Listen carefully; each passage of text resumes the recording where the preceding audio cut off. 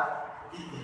आज जो सभ्य लोग कहलाते हैं उन्हीं के द्वारा जो वैदिक सभ्यता की शुरुआत मानी जाती है और उनके द्वारा जो रचित ग्रंथ है ऋग्वेद, सामवेद, यजुर्वेद, अथर्ववेद और उपन्यास, वेद, ब्राह्मण, उपनिषद, अरण्यक, शास्त्र और वेदांत, ये सभी इनके बारे में हमें आगे समाज वैदिक साहित्य के बारे में जानकारी इन सभी साहित्य से हमें प्राप्त होती है। अब हम आगे के डिस्कशन में जो फीचर्स ऑफ वैदिक सिविलाइजेशन के बारे में पढ़े, जो मुख्य विशेषता जैसे हमने सभ्यता के बारे में डिस्कस किया था कि टाउन प्लानिंग उनकी बहुत अच्छी थी, रोड निर्माण कला, सब कलाओं में वो निपुण है। तो इस समाज में ऐसी क्या विशेषताएं रही उसके बारे में डिस्कस करेंगे। सबसे पहले है पॉलिटिकल ऑर्गेनाइजेशन।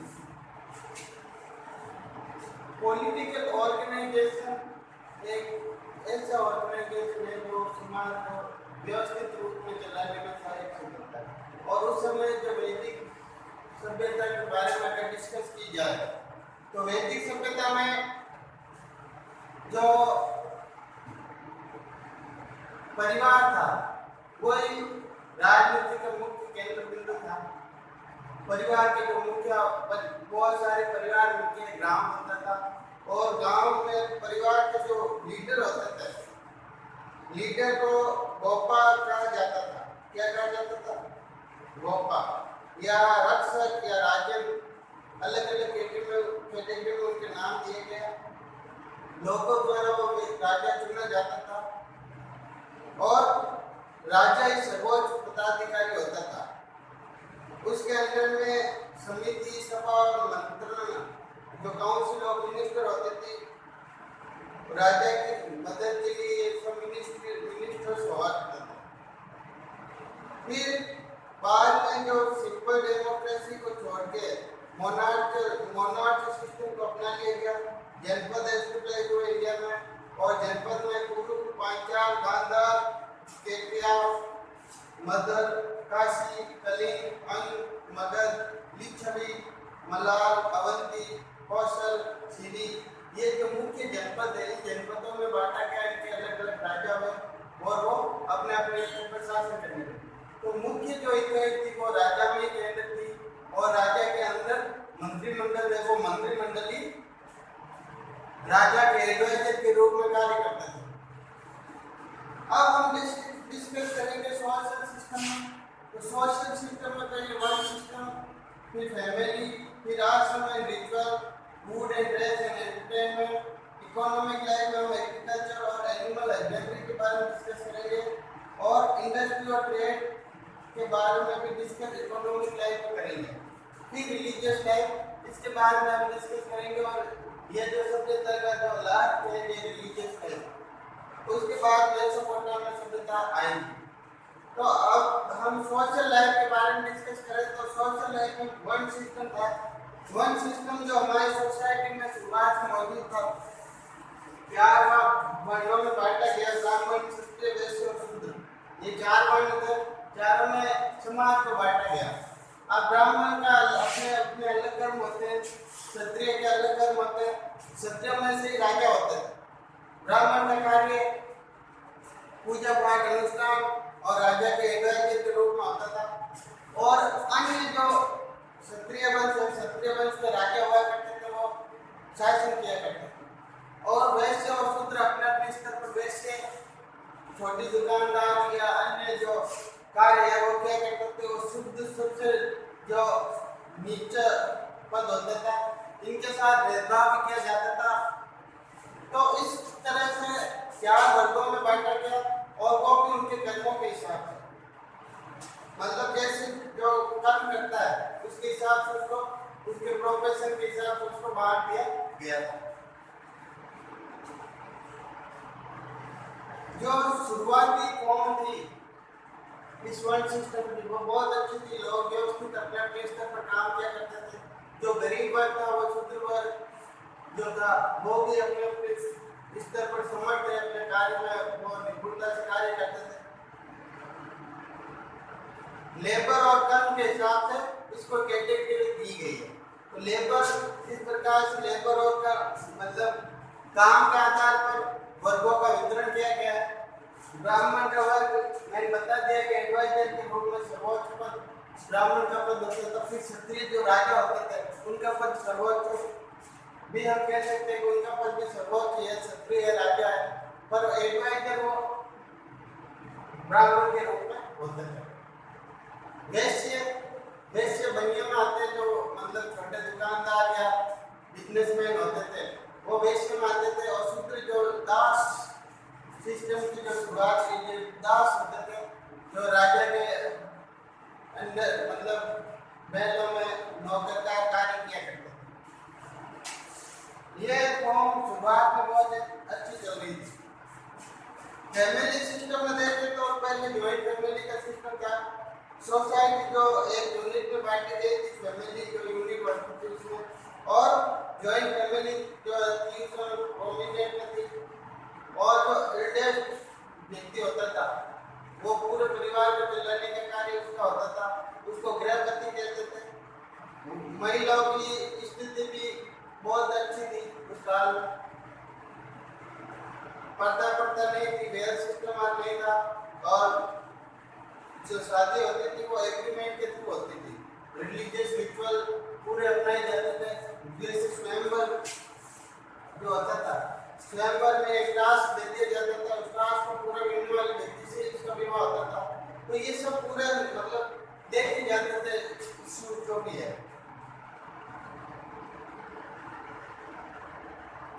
शादी की उम्र जब लड़की मैच्योर हो जाती थी उस समय शादी की उम्र मानी जाती थी। और मतलब बेटियों को भी बेटे जितनी शिक्षा देने का प्रावधान था। महिलाओं की एजुकेशन और सोसाइटी में उसकी वैल्यू भी बहुत अच्छी थी। आज मतलब मॉडर्न टाइम में जो वैल्यू थी है अभी वही उस समय थी। मध्यकाल में महिलाओं की स्थिति बहुत बड़ा परिवर्तन है। उनको मतलब घर की चार दीवारी में रहने दिया जाता था। वैदिक लिटरेचर में कई जो ज्ञानवान महिलाएं हैं उनके बारे में डिस्कस होती है, जिन्होंने शिक्षा और नॉलेज में बहुत प्रसिद्ध हुई, जिसमें गार्गी, मैत्री, गंधर्वता। और ये जो महिलाएं थी ये अपने अपने काल में बहुत इंटेलिजेंट हुई। गार्गी पुरस्कार जो विदुषी महिलाएं होती हैं उनको दिया जाता है। तो इसको हम शॉर्ट रूप में देखें तो महिलाओं की अच्छी स्थिति, महिलाओं को पुरुषों के समान समझा जाता था। और सोसाइटी में जो संयुक्त परिवार है इस प्रथा का प्रचलन था। जो मुखिया होता था वो घर का गृहपति कहलाता था। उसके अंडर में पूरा परिवार उसके निर्देशों पर कार्य करता था। और परिवार में मान सम्मान और जो थी वैल्यू वो परिवार के मुखिया को दी जाती थी। वो भी छोटों का सम्मान किया करते थे। तो इस तरह का जो सिस्टम है बहुत ही अच्छा सिस्टम उस समय लागू हो रहा है। अब तीसरा जो पार्ट है वो है आश्रम एंड रिचुअल्स। आश्रम और रिचुअल्स के बारे में अगर हम डिस्कस करें तो आश्रम जो है वो मनुष्य की 4 आयु वर्गों में बांटा हुआ है। और 4 आयु वर्गों के हिसाब से अपने अपने कर्म के हिसाब से वो मतलब आश्रम का भाव करता है। जैसे वैदिक पीरियड में जो आश्रम व्यवस्था थी 100 ईयर एक सामान्य व्यक्ति की उम्र मांगी गई थी। 100 ईयर्स में 4 आश्रम, जिसमें सबसे पहले ब्रह्मचर्य आश्रम।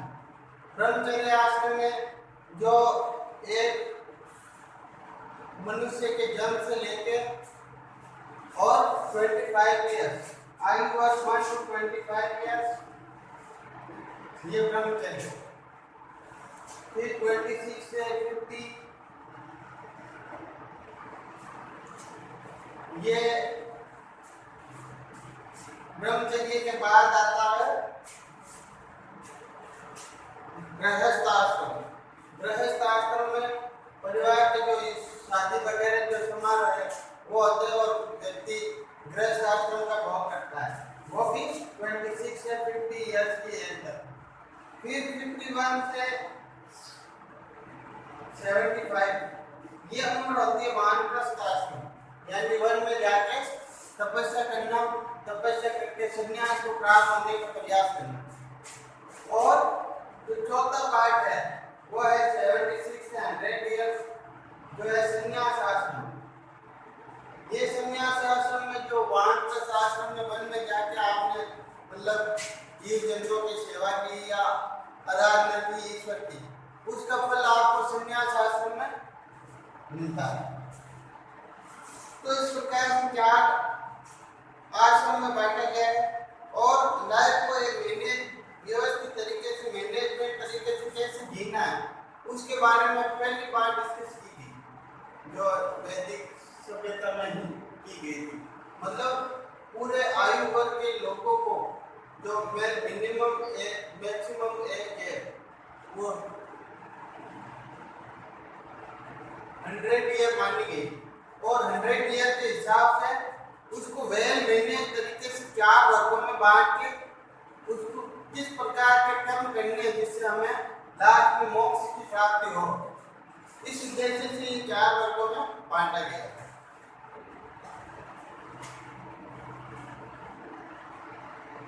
और अगर हम डिस्कस करें तो 16 संस्कार भी जो है वो हिंदू समाज में जो शुरुआत से प्रचलन में है, जो बच्चे के जन्म से लेकर मृत्यु तक का जो संस्कार होते हैं 16 संस्कार बताए गए।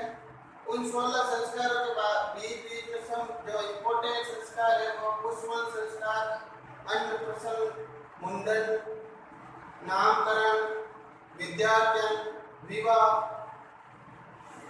And the last but not the least जो अंतिम संस्कार होता है मृत्यु के बाद, वो लास्ट 3 संस्कार होता है।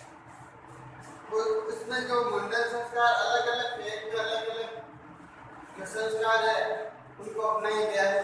तो टोटल 16 संस्कार बताए गए। अब फूड और ड्रेस के बारे में डिस्कस करें और एंटरटेनमेंट को उस समय के लोग कैसे किया करते थे। आज जो मॉडर्न युग है उसमें तो एंटरटेनमेंट के कई तरीके होते हैं, और उस समय जो एंटरटेनमेंट के कौन-कौन से तरीके अपनाए जाते थे और ड्रेसिंग सेंस कैसा था और फूड कैसा भोजन कैसा आहार वो लिया करते थे, उसके बारे में डिस्कस करेंगे। ज्यादातर गेहूं, चावल, बाजरा, उड़द, नील, कर्ड ये भोजन का मुख्य जो हिस्से हुआ करते थे। ड्रेस के बारे में अगर डिस्कस करें तो कॉटन, वूल और सिल्क की ड्रेस पहना करते थे। जो सभी तरह के जो कपड़े हैं वो उस समय बनाए जाते थे और पहने जाते थे। महिला और पुरुष गहने पहनते थे, महिला और पुरुष दोनों ही गहने पहनते थे। इयरिंग, नेकलेस, बैंगल्स ये जो है ये लोगों द्वारा पहने जाते थे, खासकर महिलाओं द्वारा। और जो मनोरंजन के साधन है उसमें रथों की दौड़, chariot racing, horse racing, hunting and wrestling were the main sources of entertainment. अब जो रथों की दौड़ है या घोड़ों की दौड़ है या हंटिंग है, शिकार या रेसलिंग है, कुश्ती करना, ये एंटरटेनमेंट के साथ होते हैं। और म्यूजिक और डांसिंग भी फेमस था।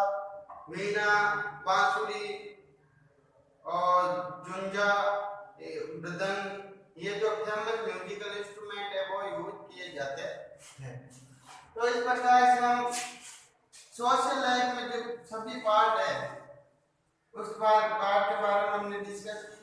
नाउ इकोनॉमिक लाइफ, आर्थिक पक्ष कैसा था भाई। समाज में जब व्यक्ति रह रहे हैं तो समाज में सामाजिक क्रियाएं आवश्यक नहीं होती, उसके साथ साथ आर्थिक क्रियाएं भी आवश्यक होती है। तो उस आर्थिक क्रियाओं के पक्ष में हम देखें तो क्या क्या सुधार हुए थे उस काल में, उसके बारे में डिस्कस करेंगे।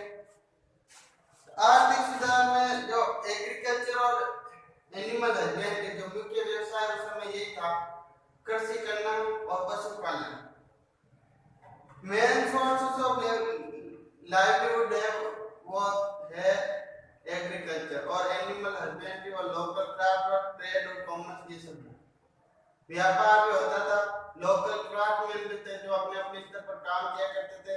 एग्रीकल्चर जो मुख्य व्यवसाय था वो था बैलों के द्वारा खेत में हल चलाए जाते थे, बैल का यूज किया जाता था। Cow, elephant, horse, buffalo, deer, sheep, goat और डोंकी, ये जो इम्पोर्टेंट डोमेस्टिक एनिमल है उनको पालने के लिए यूज किए जाते थे। काऊ को विशेष दर्जा दिया जाता था, जो समृद्धि का सूचक माना जाता था काऊ को। Number of cows were the symbol of progress and development. जितनी ज्यादा गायों की संख्या होती है उतनी ज्यादा समृद्धि होती है, ऐसा माना जाता था। तो ये एग्रीकल्चर का प्रोसेस है वो मेन प्रोसेस है। अब हम डिस्कस करेंगे इंडस्ट्री एंड ट्रेड। इंडस्ट्री में जो कारपेंट्री, मेटल वर्क है, वीविंग और लेदरिंग वर्क है, वो सब लेदर इंडस्ट्री, ये सब इंडस्ट्री उस समय चलती थी। एक फिजिशियन नेम है भिषक, जो ऋग्वेद में मेंशन किया गया है। बार्टर सिस्टम, जो व्यापार का जो मनी की जगह बार्टर सिस्टम लागू था, मतलब एक वस्तु की जगह दूसरी वस्तु आदान प्रदान करना, वस्तु के बदले वस्तु लेना और देना, मतलब जानवरों के बदले आप अन्य चीजें वस्तुएं खरीद सकते हैं। और जो मेन यूनिट थी वो काऊ थी, काऊ हाईएस्ट वैल्यू थी उसकी। गोल्ड कॉइन जो उस समय प्रचलन में थे, निशक नाम से गोल्ड कॉइन चलते थे। उससे पता चलता है कि जो उस समय की जो व्यापार और उन्नति थी वो भी बहुत ज्यादा थी भारत की, और भारत के अन्य देशों से भी अच्छे संबंध है, मतलब दूसरे देशों में सी रूट या लैंड रूट दोनों तरह से व्यापार किया जाता था। टेक्सटाइल इंडस्ट्री भी बहुत डेवलप थी। क्लॉथिंग के माध्यम से, फॉरेन ट्रेडिंग के माध्यम से भी कुछ एविडेंस मिले है कि क्लॉथिंग मतलब कपड़ों में क्या व्यवसाय भी बहुत अच्छे चलता था। अब हम डिस्कस करेंगे रिलीजियस लाइफ के बारे में। रिलीजियस लाइफ यानी धार्मिक जीवन। धार्मिक जीवन के बारे में अगर डिस्कस करें तो धार्मिक जीवन लोगों का बहुत ही अच्छा था। इतने सारे संस्कार आके ब्रह्मचर्य, आश्रम और 4 वर्गों में बांटा गया, तो धार्मिक जीवन व्यवस्थित चलेगा। ज्यादातर जो लोग हैं वो प्रकृति की पूजा किया करते थे और देवी शक्ति पर उनका विश्वास बहुत ज्यादा था, और जो प्राकृतिक नेचुरल पावर थी वो उन्हें मॉरल स्ट्रेंथ और इंस्पिरेशन देती थी। Sun, fire, wind, dawn, Varuna, Indra, ये सभी देवता थे जिनकी पूजा की जाती थी। वो प्रार्थना, यज्ञ और भजनों द्वारा भगवान को खुश करने का प्रयत्न करते थे। उनकी जो सामान्य जीवन था वो भी बहुत अच्छा था। सामाजिक जीवन जीते थे, सामान्य जीवन जीते थे, धार्मिक और यज्ञ आदि किया करते थे। फिर वैदिक पीरियड जब अंत हुआ वैदिक सभ्यता का, तो उसके बाद जो उपनिषद जो बनाए गए वही नॉलेज का साधन बने हमारे जैसे व्यक्तियों के लिए जो अभी मॉडर्न युग में है। तो उपनिषद, रामायण, महाभारत जो ग्रंथ बनाए गए वही हमारे लिए सोर्सेस है उस ज्ञान को हासिल करने के लिए, उस ज्ञान को प्राप्त करने के लिए। तो इतनी सारी विशेषताओं का होने के कारण जो वैदिक सभ्यता है वो सर्वोच्च सभ्यता मानी जाती है पूरे विश्व में। भारत विश्व गुरु कहलाता है, वो सभ्यता के कारण कहलाता है। तो ये सब बात हमने डिस्कस की। अब कल की वीडियो में हम मेसोपोटामिया सिविलाइजेशन के बारे में डिस्कस करेंगे। आज भारत की जो 2 सभ्यताएं हैं, सिंधु सभ्यता, घाटी सभ्यता और वैदिक सभ्यता, इनके बारे में डिस्कस की। अब हम आगे के वीडियो में मेसोपोटामिया सभ्यता के बारे में डिस्कस करेंगे। इसके नोट्स में